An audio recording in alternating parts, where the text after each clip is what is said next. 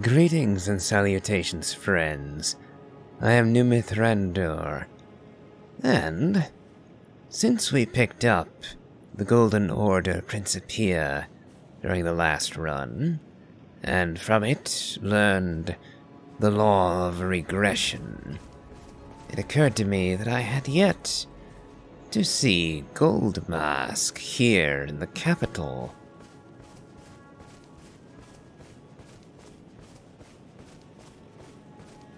So, what say you, Corin? What of the Master? Oh, was that you? Sorry, I hardly noticed. I'm a little shaken since the Master ceased his movements. He ceased? The Master's reflections had heightened as we neared the Erdtree, while still a precise calculus. The rhythms grew increasingly wild until he simply ceased. Now the Master is facing quite the puzzle. The Golden Order is founded on the principle that Marika is the one true god. However, the name of Marika's second husband, King Consort Radagon, also appeared. Who exactly was Radagon? The Master is stumped. His finger has remained still ever since Radagon's name was discovered. Curse my mediocre mind. The Master only has me. And here I fail him.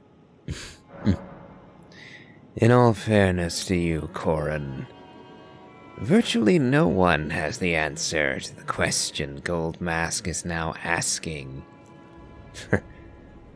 Indeed, I'm not even completely certain who Radagon truly is. Who exactly was Radagon? The Master is stumped. His finger has remained still ever since Radagon's name was discovered. But oh, how important could it really be? The Erdtree, heart of the Golden Order, lies before our very eyes. Why must these qualms come to you now? We were on the very cusp. Understanding Radagon is one of the keys to understanding Marika. Fully grasping her and her design. Now, admittedly, I made a slight mistake in coming here. You see, I wasn't certain whether or not Goldmask would be here. And so, I came looking for him before I started recording.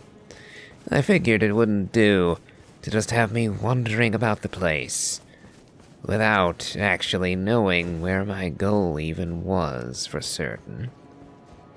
And so I missed recording Corin's initial despair at finding Goldmask unresponsive.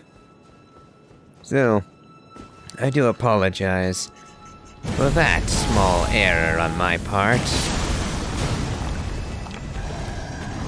And now we have this gargoyle. One who eluded my initial genocide of his kin. Okay.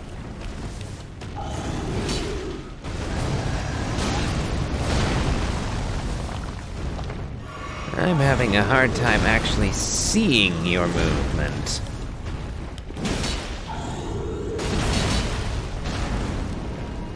Ooh, you were stopped by the tree.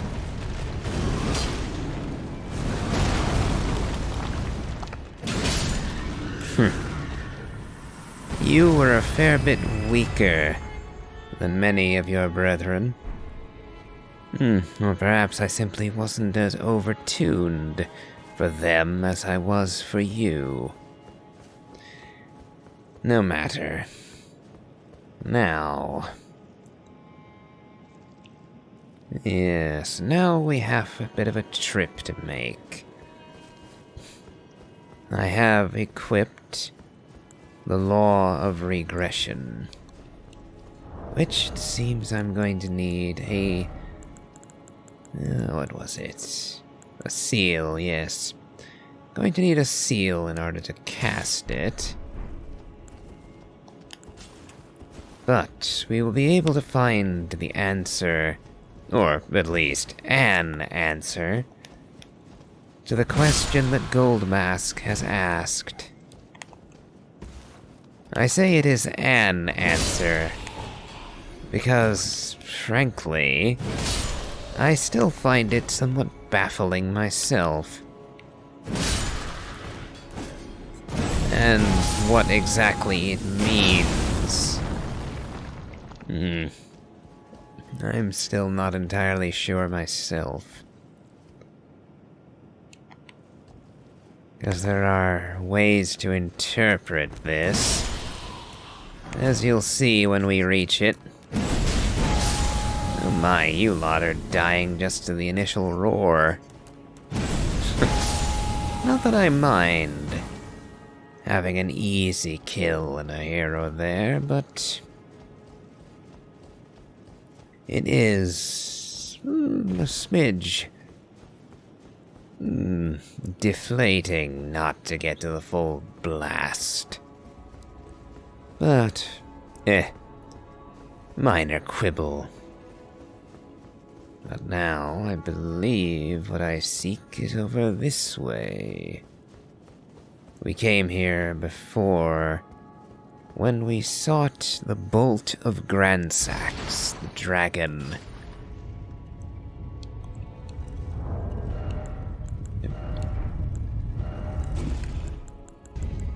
Let's see, where are you? There we go. Spear whittled from the weapon wielded by Gransax, one of the legendary armaments. A great ancient dragon, Gransax once rained calamity upon the royal capital, the only time in historical record that Lendel's walls have fallen. This marked the dawn of the war against the ancient dragons. Now, that's kind of an interesting thing, because we know that the ancient dragon named Fortisax befriended Godwyn the Golden. They were close to one another, to the point where Fortisax attempted to save Godwyn from death, and wound up corrupted, and we slew him in the dream that Fia had when she lay with Godwyn. So, I suspect that Gransax, that might be him over there as well. Not sure if that's actually him or not, but gargantuan dragon at any rate. I'm wondering, did the war with the dragons kick off before or after Godwyn's demise? I'm sure it's written somewhere, but I'm drawing a blank on it at the moment. Regression reveals secrets.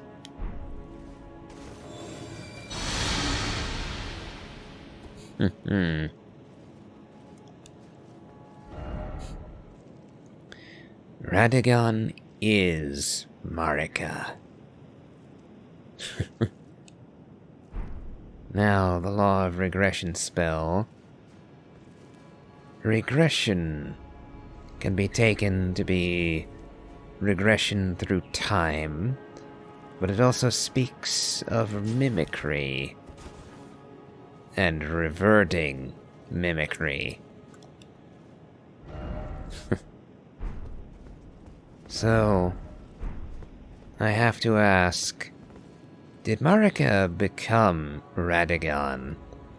Did she somehow split herself in two, remaining Marika in the capital, and sending off Radagon just to be a captain in the armies of Leyndell?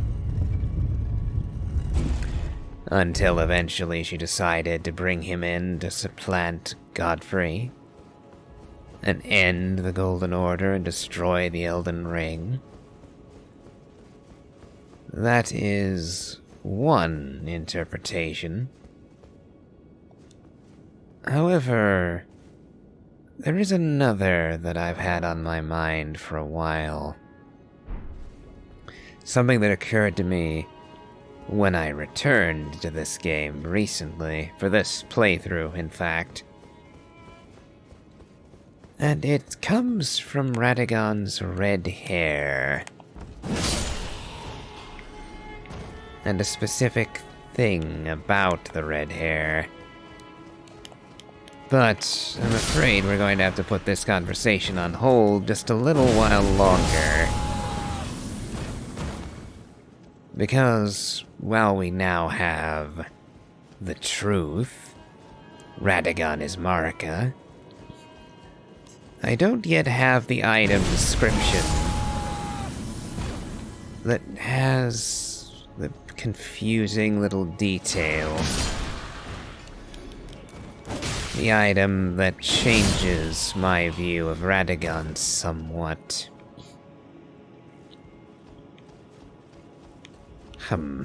Just noticed a shiny over this way. And chugged a cerulean instead of a crimson. Awful silly of me. But yes, there's an item. Possibly a remembrance. That covers what Radagon thought of his hair. Nope, and he just fell to his death, saving me the trouble.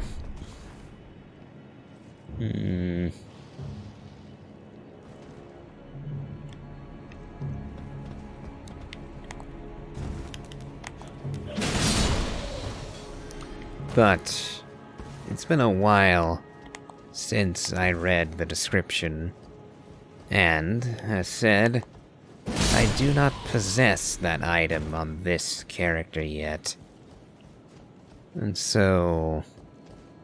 I will hold off on... well, that particular line of discourse. And since we've wandered in here, might as well grab the shiny there. There are many things which will be lost to us forever after a certain point. Specifically, the burning of the Erdtree. I hate dogs in all FromSoft games.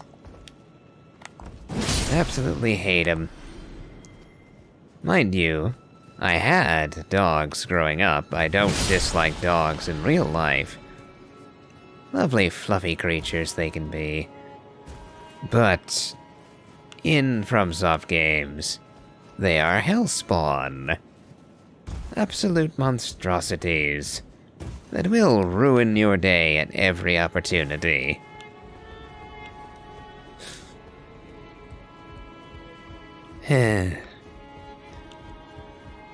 Now, we're in the Roundtable hold. The real version of it. Sanctified wet blade. And a hammer. The smithing hammer, wielded by our friend Hendrik.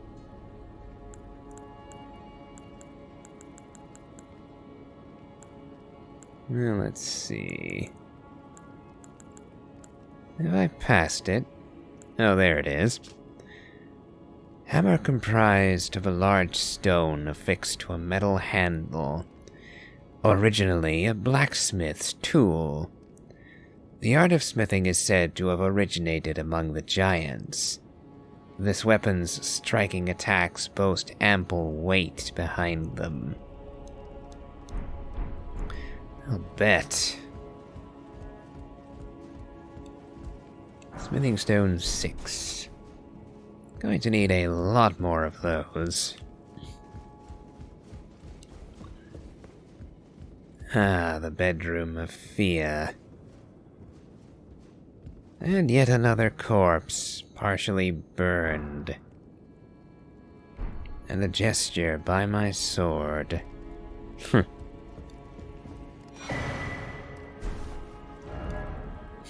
Still no lover indeed. And how much she truly loved us, I would say is debatable.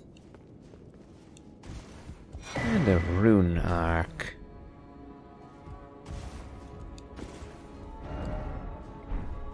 The Room of the Two Fingers. What shall we find in here, I wonder?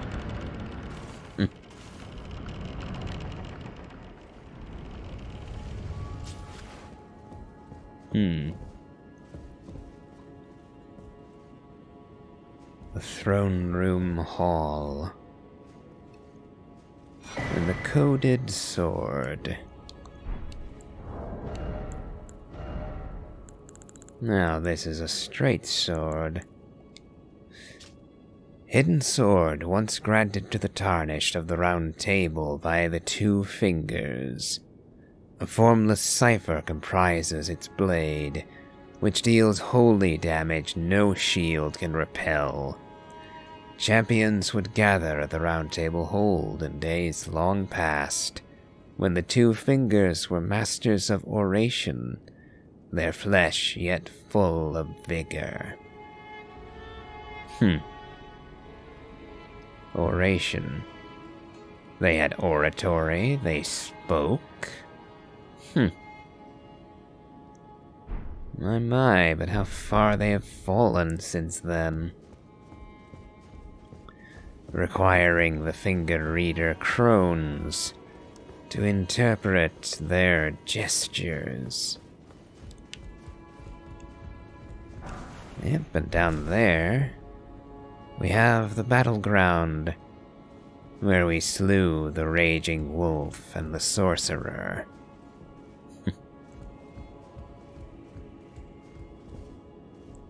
Marika in portrait. And Godfrey. I am still curious as to what exactly Marika thought of Godfrey. Whether or not she chose to marry him, or if that union was made against her will. We know that Marika exiled Godfrey before wedding Radagon, but the nature of that banishment and its intent are somewhat questionable.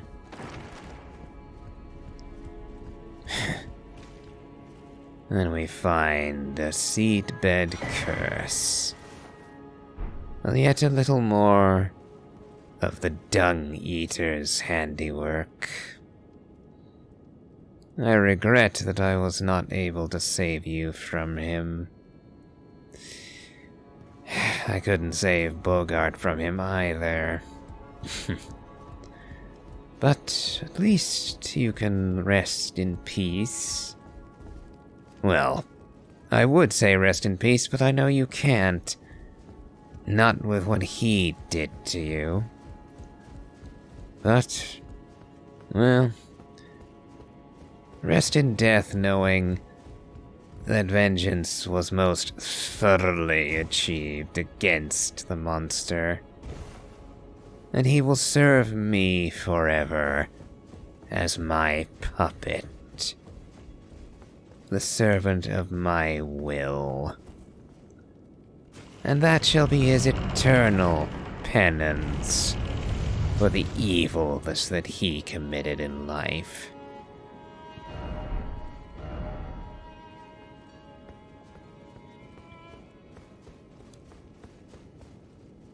Ah, yes. Another region of the capital that I rather rarely visit. Because of this abomination.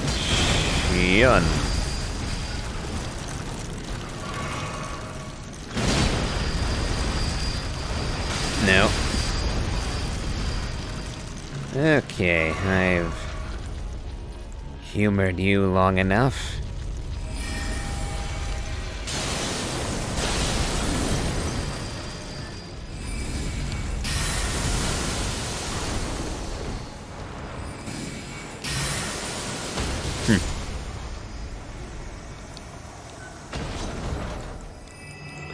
Yep, don't need that seal anymore. The law of regression has served its purpose.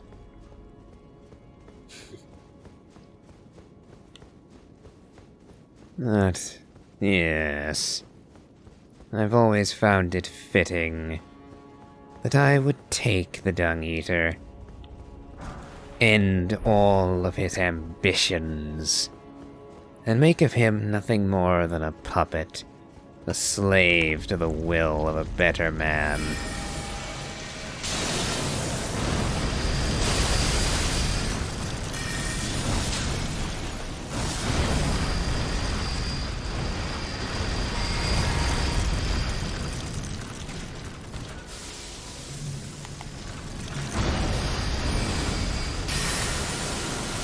I'd have to get a bit faster if you want to get the better of me, abductor virgin.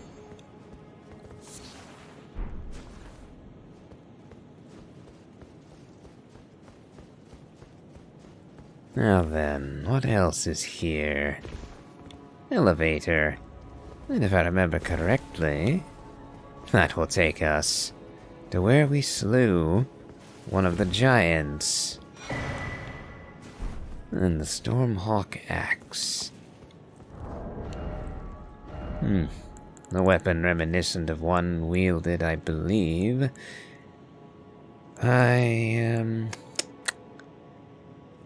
Nefeli Lu. That was the name. For some reason, that just did not want to come to me. Battle axe designed to resemble a hawk, with its wings comprising the blade. The signature weapon of warriors who strive to remain one with the storm, despite being so far from their place of birth. Their hearts are proud, and thereby easily undone. Yes, alas, that does define Nefeli. Nefeli, descendant of Godfrey, within the bounds of the wasteland.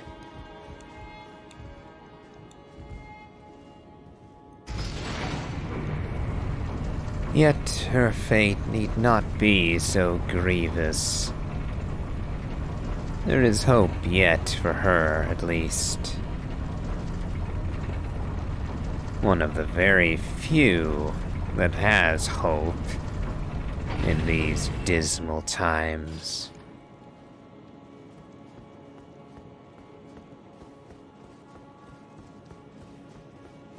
And yes, we find ourselves on familiar ground, complete with a sight of grace.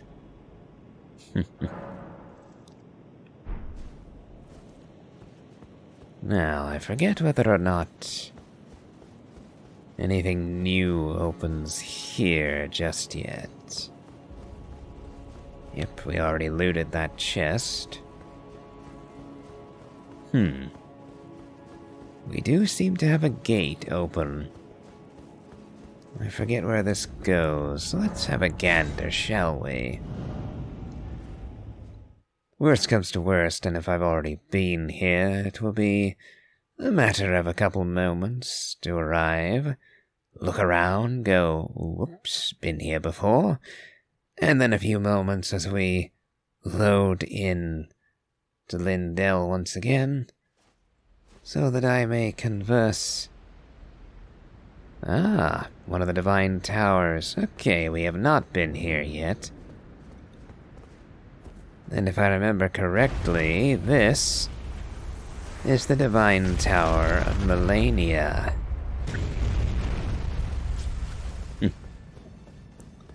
So I most definitively would have wanted to come here regardless. But once we have awoken the power of the rune up here, we will be going back to the gold mask.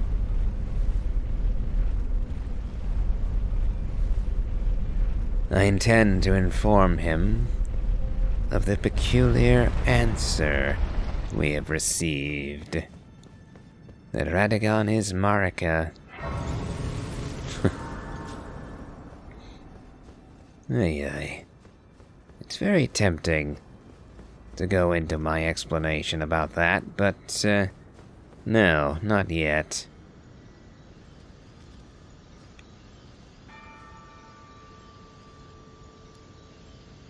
Restore the power of the Great Rune. Yes, I was right. It is Melania's Great Rune, indeed. Another dead 2 fingers. I wonder, do they all perish? Slain by their, counterpart, their chosen demigod, as Rani slew hers? Or do they simply wither after the greater will abandons the chosen champion? I would be inclined to think the latter. Rani had to create a very special knife, a finger slayer blade, in order to do away with her 2-finger. Whereas Radon, for example, and Melania had no such implement. No means by which they could slay their 2-finger. And whether they would even want to, I'm not sure. Radon went insane after his battle with Melania, and he almost certainly never again gained access to the capital or to the Divine Towers. So in all likelihood, Radon never had a chance to slay his 2-finger, even if he had intended to do so. Melania is much the same way. She also lost a great deal in her battle with Radon in Caelid, and was forced into exile at the Erdtree.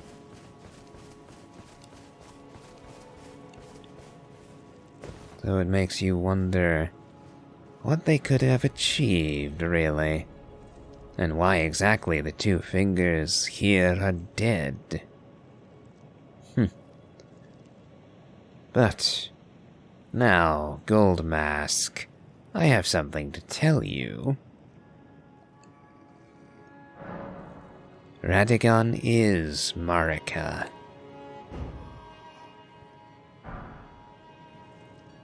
Golden Order totality.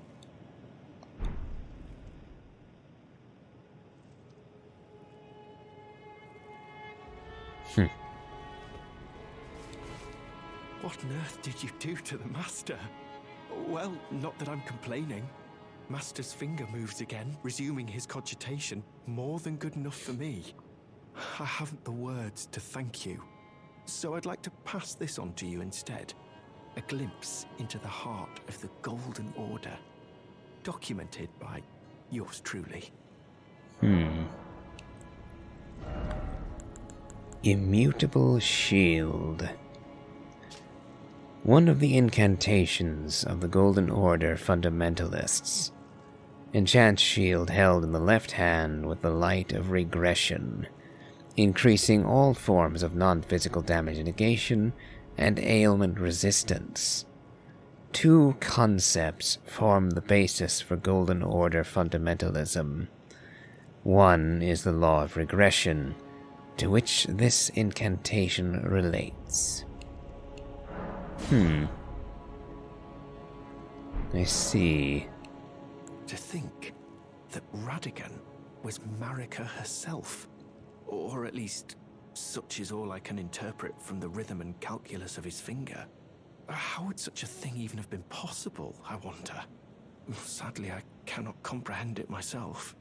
Do you have a fuller understanding of the matter? Oh. Well, either way, I can continue my documentation. In truth, it matters very little whether I understand the Master's thoughts or not. I am merely his scribe. It is my sole and unwavering purpose. I'm not so sure that you will appreciate the paths down which your master will walk, now that I have revealed this truth to him. And in point of fact, well, that leads us to a search. I must find Gold Mask once again. And this time, he'll be here in the far frozen north, in the mountaintops of the giants. And I know that he will be on one bridge. But as it stands, I don't recall precisely which bridge he will be on. So bear with me a moment as I go seeking him.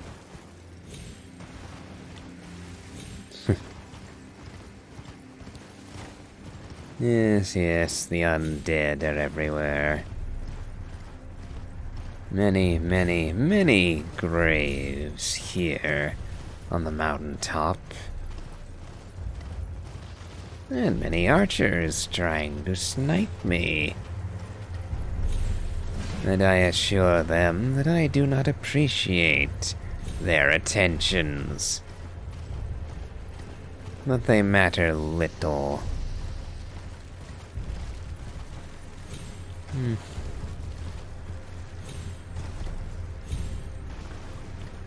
Now then, we come to the first bridge.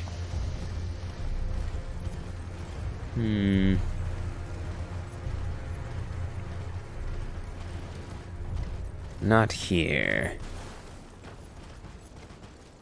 So, on to the next then.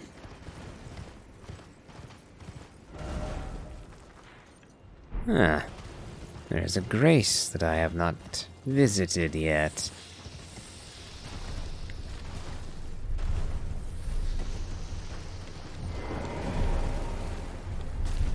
Yes, despite how thorough I've been, there are still a great many things to find. This is a truly gargantuan game, after all.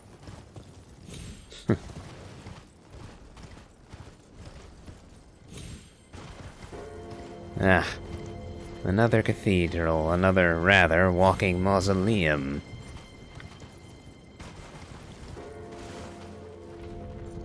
Now, we have a ways yet to go downward.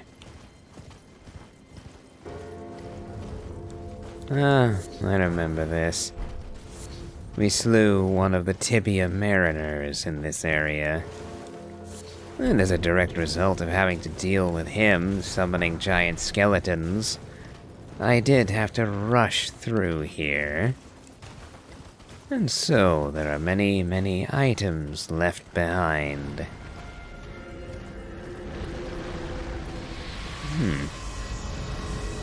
I thought I killed all such skeletons when I got rid of him.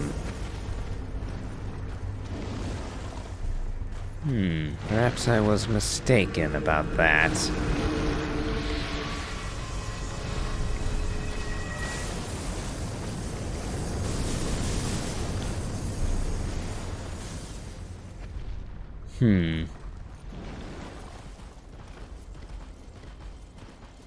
No, not this bridge either.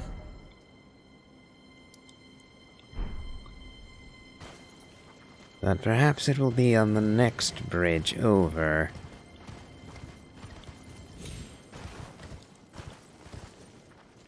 It occurs to me that I haven't really investigated this place yet either, the Stargazer's ruins.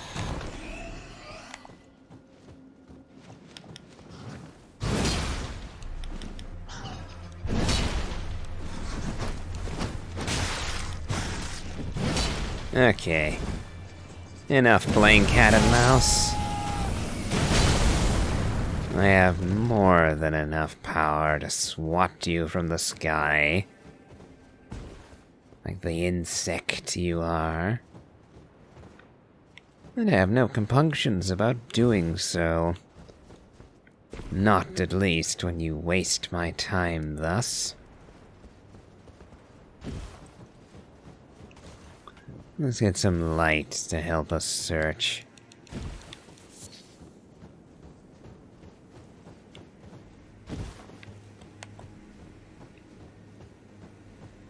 I'm expecting to find a passage or a set of stairs leading downwards. Where did you go? Oh? You promised me when we turn 14, we go to see the stars.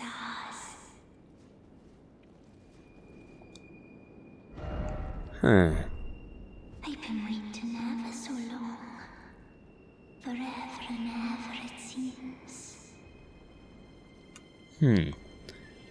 I think I may be able to help you.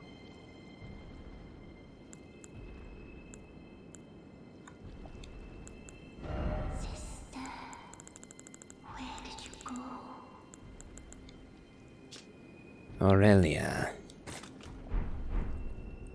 You promised me when we turn... Dear sister, you're finally here. No time to waste. Let's see the stars. Oh.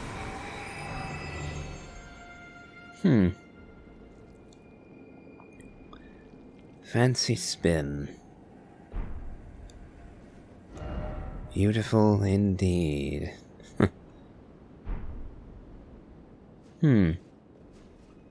So that was where I needed to bring Aurelia. And did that open the gate down here, mayhaps? Well, the gate opens. And inside... Primal Glintstone Blade. It looks to be... Not a dagger. Is it a key item, then?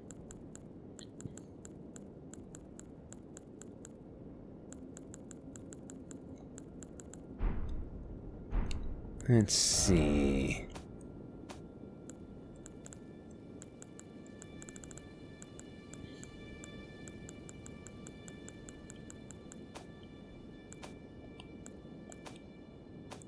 Key items...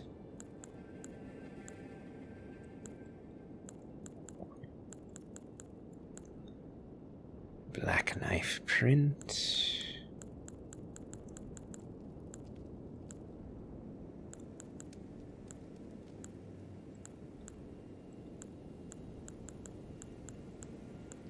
Ah yes, I still need to give the bell bearings to the twin maiden husks.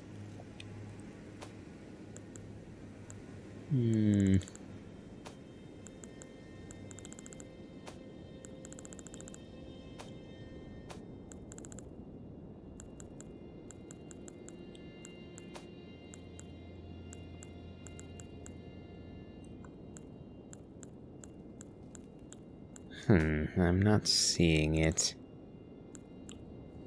Is it a talisman, perhaps?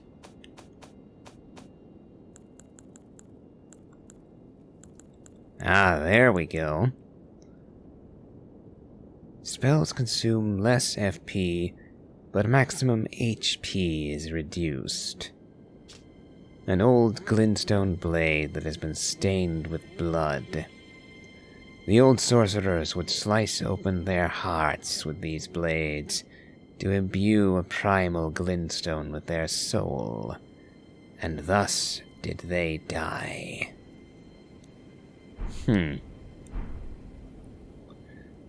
So then, the glintstone that we now wield is actually the souls of the dead sorcerers? A rather grim origin, wouldn't you say?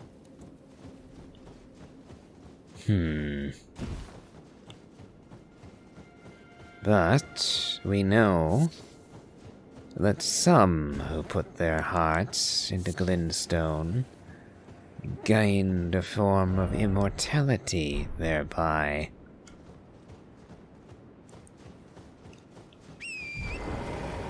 After all, Selen, our mentor, had her soul within a glintstone, and was able to use it to inhabit a new body, and in essence, to resurrect. Here we are. We've found Gold Mask and Corin. And a somber 9. Fantastic. Golden Order totality, is it?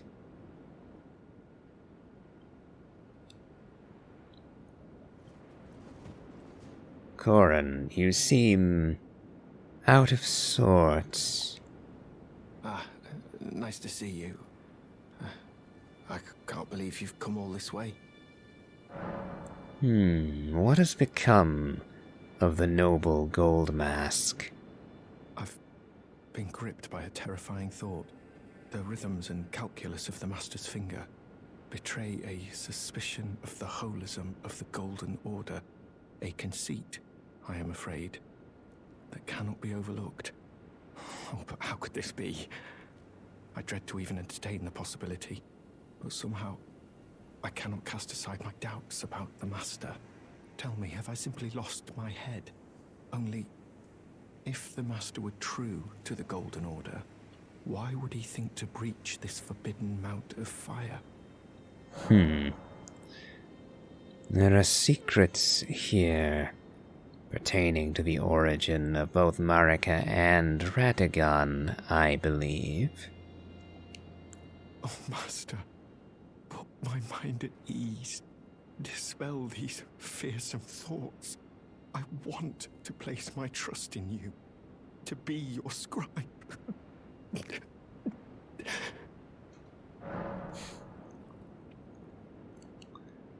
I fear that there's nothing I might do to mend your ailing mind, Corin.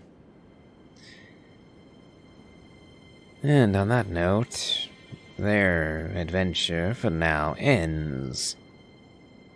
To progress this further, I will need to slay the fire giant. And I'm not quite ready to do that yet. Not in this episode, at any rate. So then, until next time, if you've enjoyed this, please remember to leave a like, comment, and subscribe. And as always, have a good day.